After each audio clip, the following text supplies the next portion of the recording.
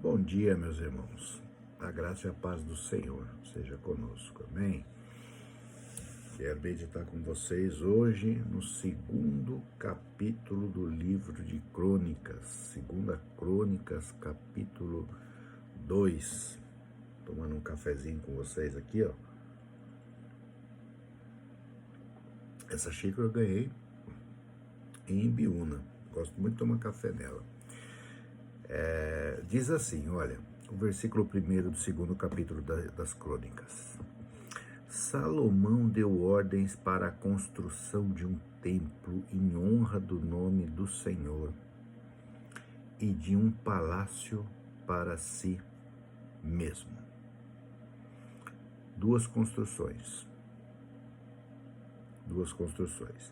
E aí o restante do capítulo vai narrar o que ele precisou fazer para tornar possível essas duas construções. A primeira construção do templo já era algo conhecido, né? Até já meditamos nesse, outros vídeos falam sobre isso, né? O porquê de Salomão ser o responsável pela construção do templo. Mas essa segunda informação aqui, meus irmãos, um palácio para si mesmo. Esse templo que Salomão ia construir era uma obra grande e uma obra cara. Para os irmãos terem ideia, essa construção levou 7 anos, o templo para ser construído. Não foi rápido, não. Foram 7 anos para o templo ser construído. Mas quando a gente vai lendo mais para trás, ali no final do livro de 1 Crônicas, a gente tem a informação de que Davi já tinha deixado tudo preparado para a construção do templo. Ele já tinha deixado ouro, prata, madeira. Davi só não construiu o templo, porque não foi permitido a ele construir o templo. Então não havia necessidade, é claro que alguma coisa ou outra precisaria ser providenciado por Salomão. Mas vamos dizer assim que o grosso do necessário, o grosso da obra, Davi já havia preparado e já havia deixado pronto, já tinha provisionado, já tinha feito provisão disso tudo. Então a construção do templo, ainda que levasse bastante tempo, não era para ser custosa para Salomão, né?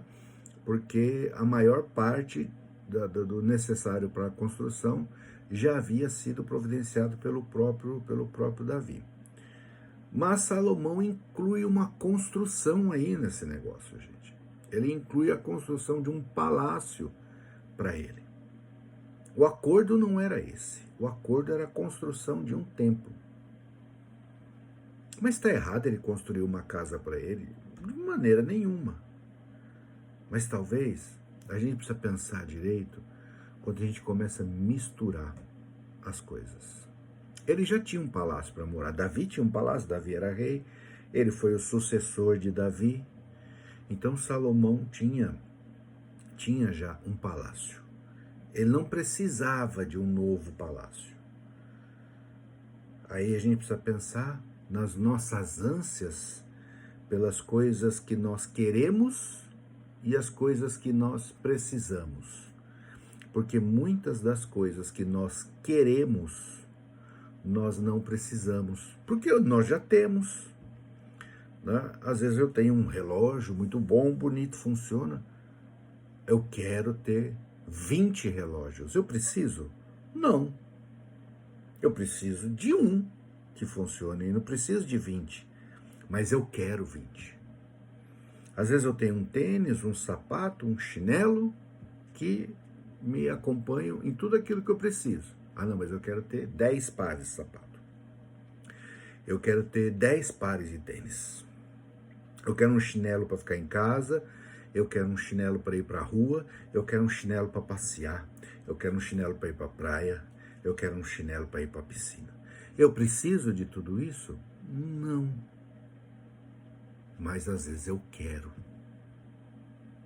Eu tenho um celular, funciona bem, atende às minhas necessidades. A gente não telefona para mais ninguém, quase, né? Mas atende às necessidades de mensagens, redes sociais, vídeos, fotografia, atende à necessidade. Eu preciso de um celular de 15, 20 mil reais?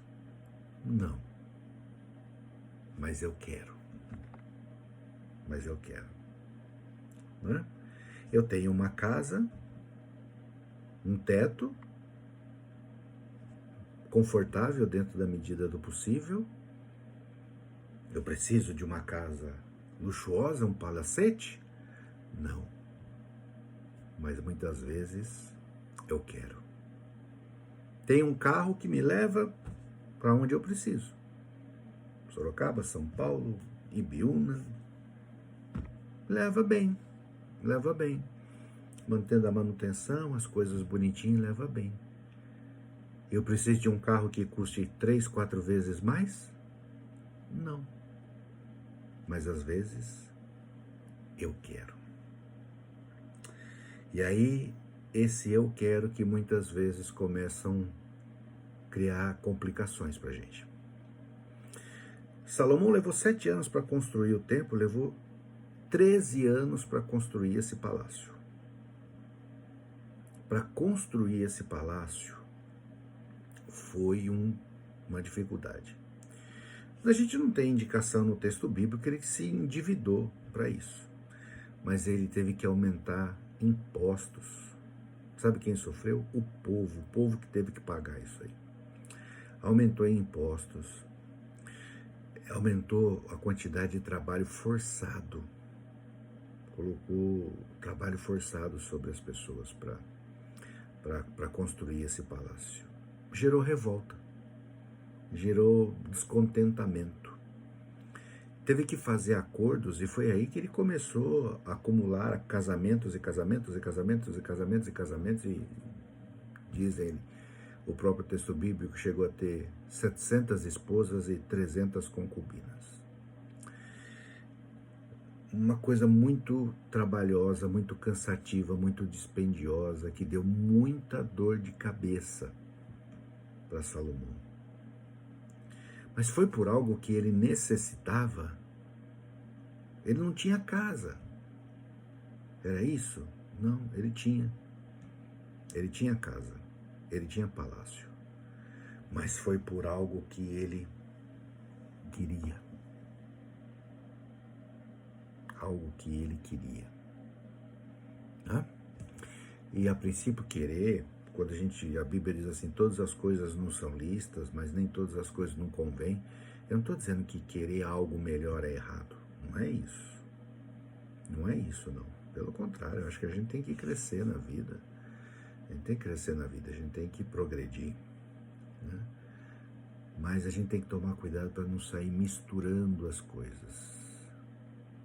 Principalmente sair misturando as coisas de Deus com as coisas que nós queremos. E eu vejo muitas vezes as pessoas espiritualizando aquilo que elas querem. Né?